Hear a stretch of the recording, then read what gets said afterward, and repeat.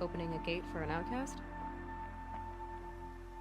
Some who are shunned reaped honor before disgrace.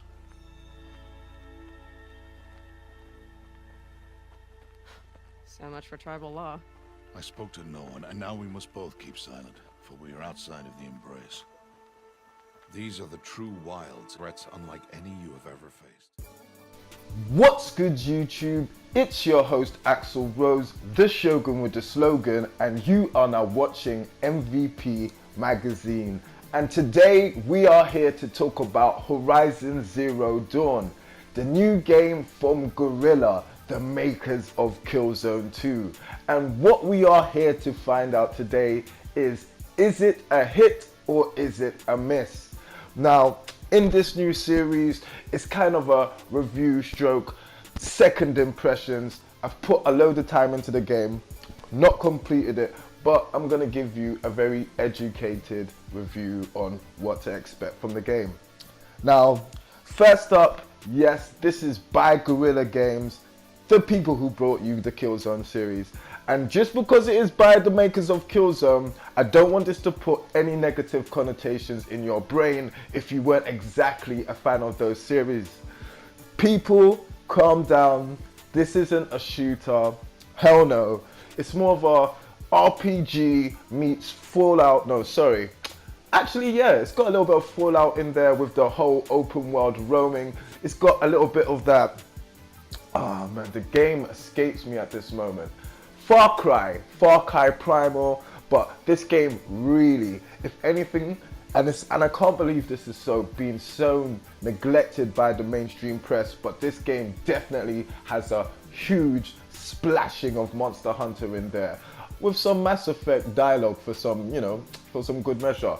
But as well as it being a beautiful combination of all these games, it definitely does have its own things that makes it very unique. And those are some of the things we're going to talk about today. So yes, Horizon Zero Dawn, is it a hit or is it a miss? Let's go. An entire lodge wrecked by sawtooths? How many were there?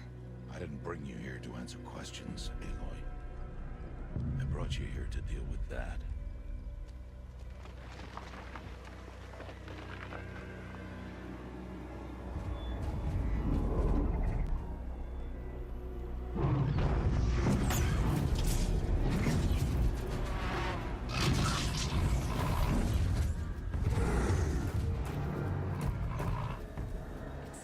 Huge. How do you defeat it? That will be for you to decide. This hunt is yours to make, Aloy. Yours alone. No matter what happens, I will not intervene. You understand? You are on your own. Okay, so being that this is really redundant, seeing that you have eyes, let's get this out of the way. So, being as this game has been developed by the illustrious Guerrilla Games, being that this game has been heralded as one of the main, if not the main reason to own a PlayStation Pro, quite frankly, this game is graphically gorgeous.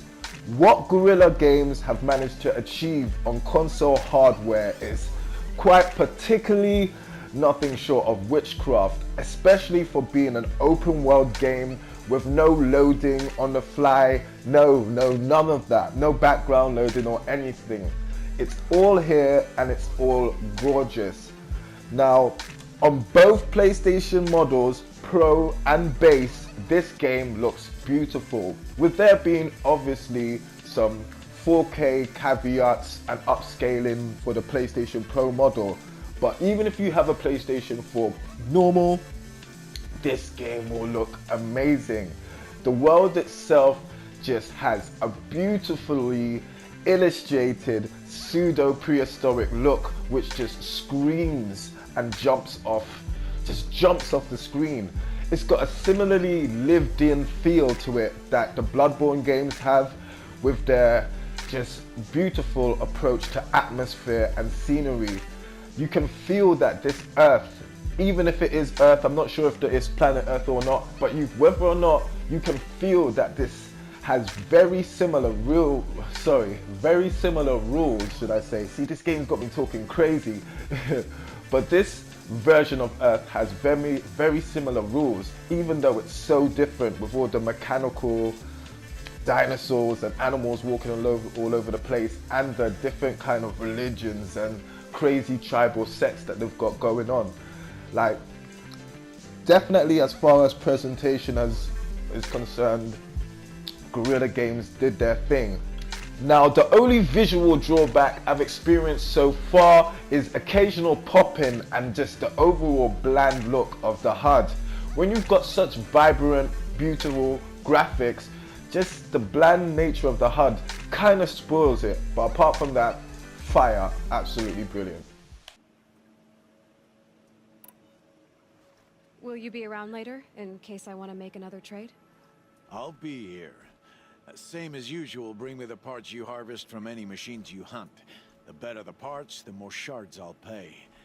Be sure to take a close look at my inventory, though. Who knows? Maybe I've got something that could give you an edge in the proving.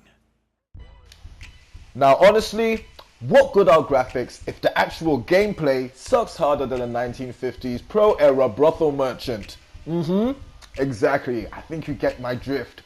And it's luckily for us that Guerrilla Games have learned from not only all their time they spent developing Killzone, but from all the games they were definitely inspired by while making Horizon. And remember, it's still an original product, it's still its own thing, and it's still great. Now, the gameplay consists of hunting, action, foraging, looking for different materials, story elements, side quests, and all of this merges together to give us, as I said before, a great and unique experience. And what keeps us held to it, if it isn't the story that is the beautiful art design and the direction.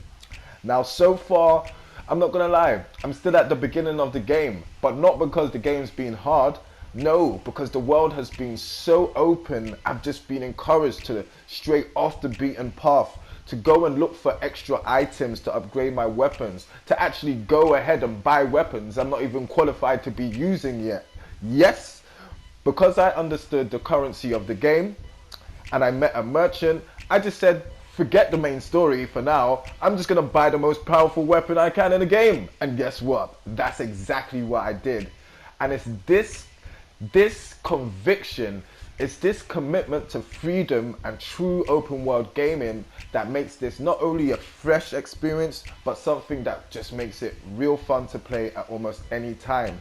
The fact that you can switch between doing what you want to do and a main mission, or just doing small errands for other people in the game world, or even small errands for yourself just to build up your inventory, Horizon's got you covered. And it's one of the things that makes it a really compelling, time-sucking experience.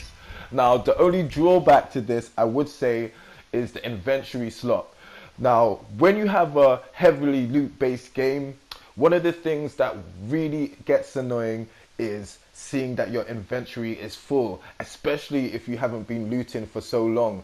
And this is one of Horizon Zero Dawn's problems at the moment. Hopefully when I play a little bit more, there'll be some way to expand your inventory slots. But so far, this is a very big problem.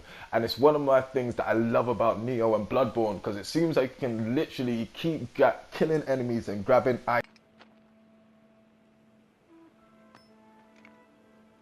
Why did I bring you here? Not to answer questions. Aloy. Survival requires perfection. It was a test to hone my skills against a dangerous new machine.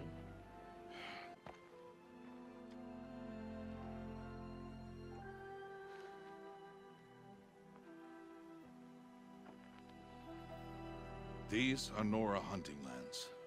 They must be protected. If you hadn't destroyed the Sawtooth, how many Braves might it have killed or injured tomorrow? The lesson lives within the question, Aloy. For years. Now, let's talk about that story. Now, in my humble, honest, but perfect opinion, Horizon Zero Dawn's main chink in its armor is its story. Now, don't get me wrong, it's not all bad and it's not all horrible, don't get me wrong. The atmosphere and the weight and the drama is all there, and it's in most parts it's all good. But one of the things that lets the story down for me personally is that Aloy herself isn't that much of a strong character. Yes, she has a amazing backstory about her being an outcast and her not belonging with the rest of the tribe due to her having an absence of a mother. But the fact that her herself, personality wise, isn't that much of an interesting character really puts up a barrier for you as a person to just get along with and to just really feel something for her. She's not as funny as other characters like Drake and stuff, and I know this is a different tone of story and stuff like that, but there could still be likable character traits that she have that just, you know, gives her a little bit more spice, because at the moment she just comes off very bland. And because there's so much time in this game, like 30 to 50 hours just for the regular campaign, you will be spending a lot of time with a character which is frankly boring. And a lot of her supporting cast, while I don't want to say are bad, because that is a very strong word, but they play the script out very melodramatically, which makes certain scenes just drag on longer than they really feel like they are actually being on the screen for, you know. But let's talk about Aloy herself, because one of the things we hear a lot from mainstream media is that, oh, the fact that they have a female protagonist is very progressive.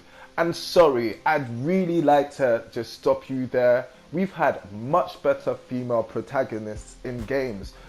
Female protagonists like Claire Redfield from the Resident Evil series. Female protagonists like Chloe from the Uncharted series. Female protagonists like Ada Wong, and we can just go on and on and on. Beyond Good and Evil, they are all over the place.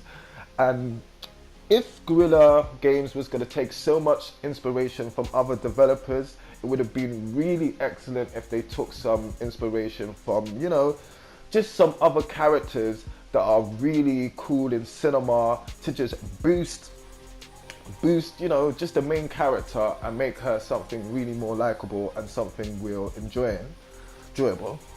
Now, on a quick side note about the story, I don't know if it's just me, but so far I've noticed that every male in the story just seems either incompetent or just like a real charity case or just really melodramatic. I'm not sure. It just seems like the story and the campaign has just been hit with a little bit of the Ghostbusters 2016 brush. And you know me on this channel, I'm definitely not feeling that. But anyway, yeah.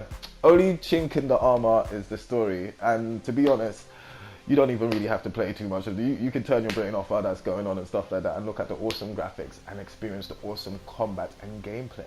So yeah.